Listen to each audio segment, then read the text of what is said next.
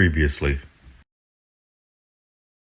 Coming live at you from Atlanta. Fern Bank Museum or something like that. I've never even seen one of these before. Late 20th century. Just arrived. Just parked the car. Fourthly, to say a prayer for our own country. Martin Luther King Jr.'s childhood home.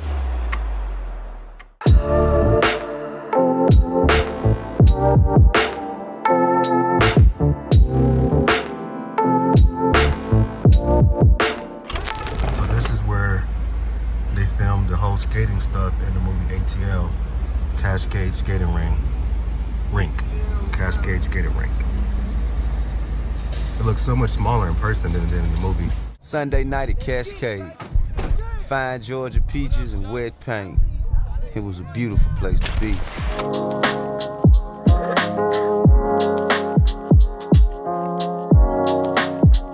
All right, so it is the next day. This is our last day here in Atlanta.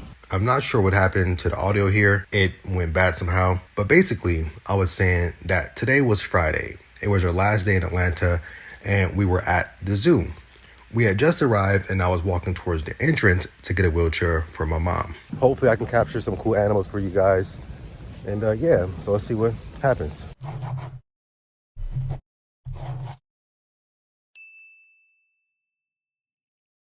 Kings of the jungle.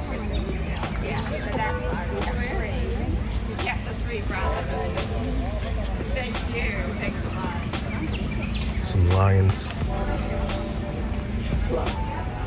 When I was a young warthog. Yeah, and there are two of them.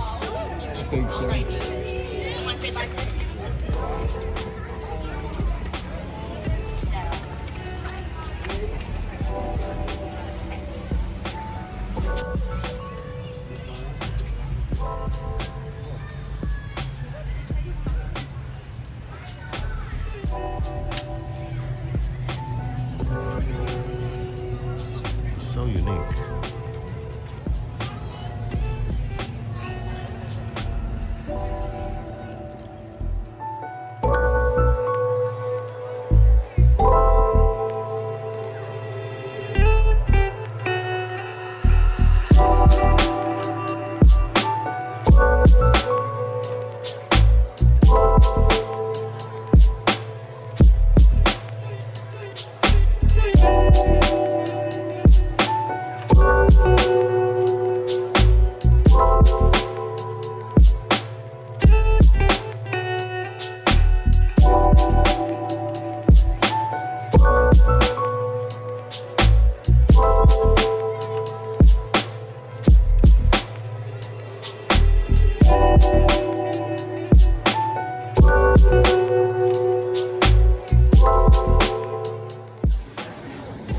Red blood python.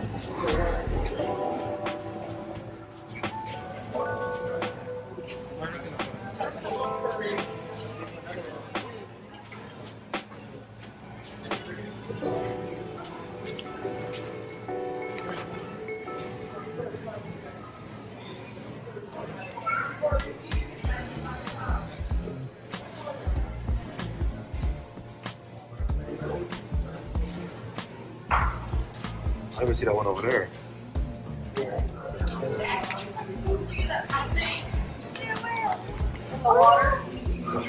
Anaconda.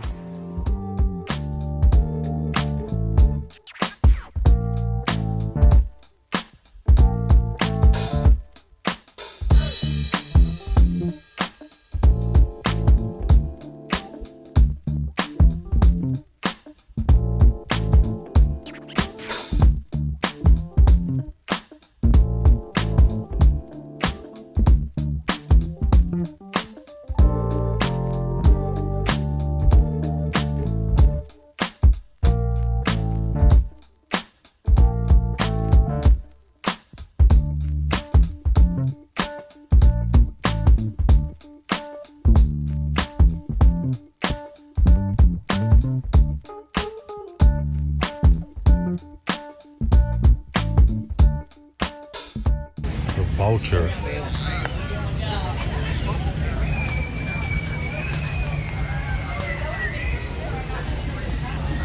one back there.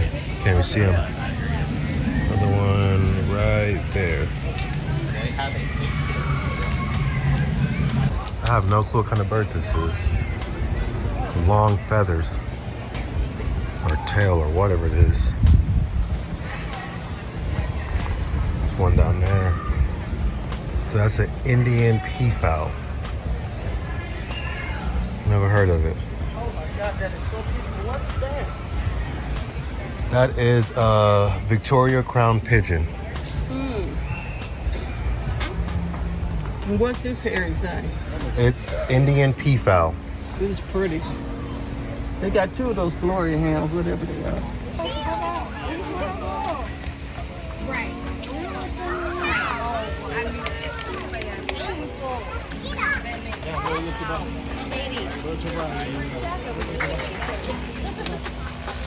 And they're also in the feline family. The cloud leopard is actually more distantly related cats in the feline. Our first animal comes to us all the way from South America, and I think you're gonna like this little guy. You guys know what that animal is, right? What is it? An armadillo.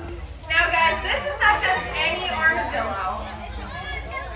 So now one thing that we've been told our entire lives is that armadillos can roll up into a ball, but that's not entirely true. There's 20 different species of armadillos. This is the only one that can roll up into a perfect ball. And it's thanks to those 3 bands on his back that he can do that.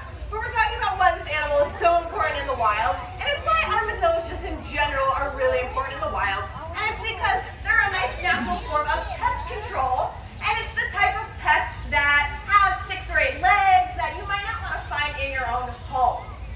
And I'm sure that you guys could probably name about 20 different invertebrate species that you never want to find in your house. But that's what armadillos are so good at doing. They have an amazing sense of smell, and they can actually smell bugs that live even under the ground. And those front 2 feet, are you gonna follow my shoes everywhere I go? All right, I'm just gonna stand up here the whole time. He really likes to try and dig in our shoes for some reason. We don't know why. And they're found in the really nice rainforest area where it's really hot and humid all the time. Basically the weather that we have right now, which is really gross in my opinion, is perfect for these parrots. And these guys, as you're watching Cortez break through this nut, you can see he's dropping some of it on the ground. Now it's the shell, and he knows that the shell is not the good part, but there's a lot of other species of animals that live entirely on the ground that will actually eat the crumbs that parrots leave behind because they are some of the messiest eaters out there. Parents, take your kids at home. If you think your child at home is messy, this parrot here is about 20 times messier than that. It's because they don't have any lips, and they have a bone in their tongue. So while they're eating that food that they're getting to, they're dropping a lot of it on the ground. And scientists have determined that that's a good thing, so much so that they've nicknamed parrots drop feeders. Because they're dropping a small portion of food on the ground, there's hundreds of other species of animals that will actually follow parrots as they travel through the forest to clean up all of their crumbs after they leave behind. So they're actually helping out a lot of other species to be nice and lazy, and they just eat the crumbs that are left over. But I said we were going to get him nice and noisy, so can you tell them what you sound like in the rainforest? Great job, Cortez. Very, very loud, because where he lives, it's very dense. So in order to communicate with his flock mates, he needs to be very, very loud to do so. But guess what? His flock is primarily human here, although you probably already knew that. So he's learned a lot of different human sounds, as well as some of the sounds of the other animals that live here in the zoo. And sometimes flock mates are just standing right next to you, so you need to be a little bit quiet, like your neighbors, the billy goats, even though those billy goats are not very quiet at all. And then right next door, he knows that we have tigers, and we also have lions here at the zoo, and some of them are his favorite big kitties. Great job.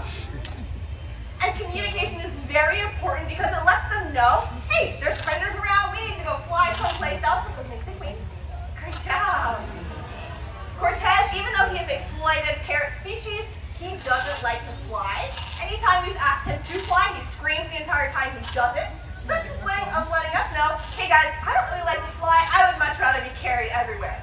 So we're gonna let you get carried off the stage by Mackenzie. You tell her when you gotta go. Great job, Cortez. Thank you so much for joining us. We're gonna let Mackenzie scoop you on up and head behind the scenes. Get ready for our next animal, another South American animal. This is Carlos, and Carlos is a red-footed tortoise. But don't let the red-footed name fool you. They've got spots on their front 2 legs that are usually more often red, but they can also be orange, yellow, green, all these different colors. So I said that their poop is helping out their environment. And I know that sounds really weird because what do you guys do with your poop? Really, no one's gonna say? Yeah, you're flushing down the toilet. I hope that's what you're doing with your poop. Well, because he is an animal, he does not use the toilet like we do. He is not potty trained. So this guy is very nomadic. So he's moving around. He's constantly moving around. He does not have one specific home. And we're actually gonna go to Africa to meet this bird.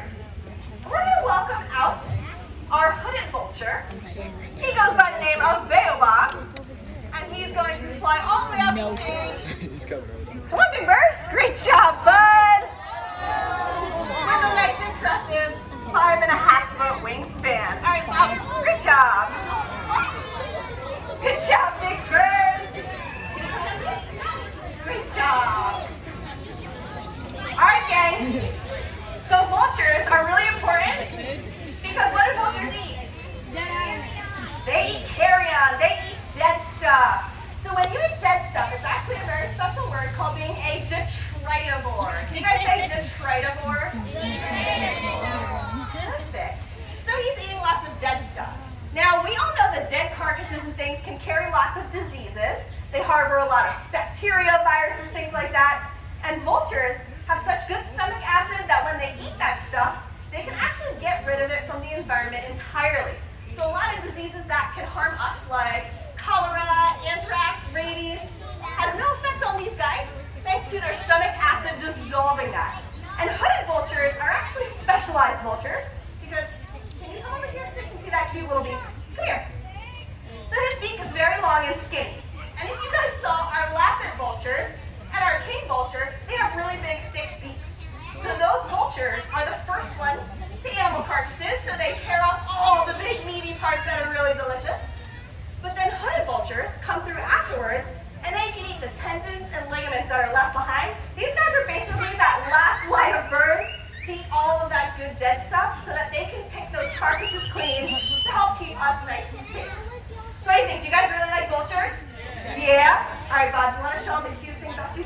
Let's go for a little run. Let's go. Good job, Bob. You've done so great. Let's head on back home. You've done wonderful today. Thank you so much, Bob. Head on back to Africa. Our wonderful hooded vulture. And thank you guys for being such a wonderful audience today. You guys are free to grab your belongings and head on out of the theater. If you have any questions, obviously feel free to come down. Otherwise, enjoy the rest of your day at Atlanta. Goodbye, everyone.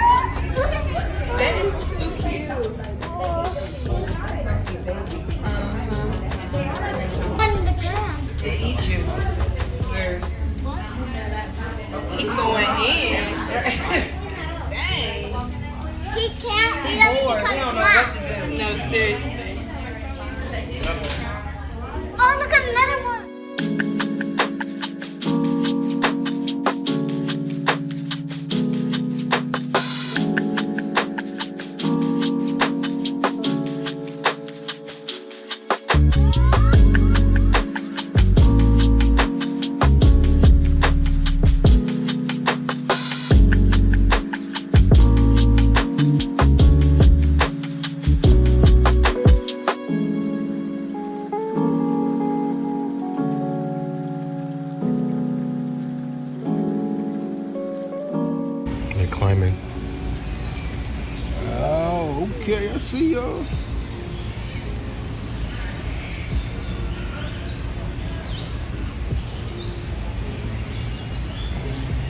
Ooh, there's some big ones. I ain't see them big ones up there.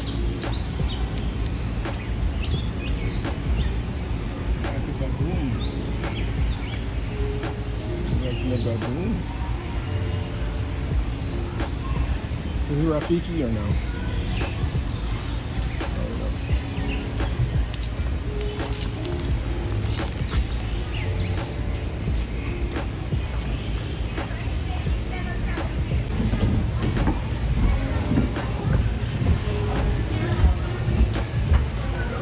And these are sun bears, I think I saw.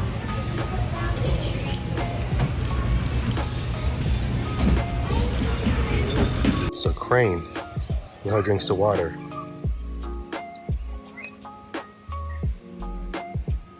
So unique. Or closer shot.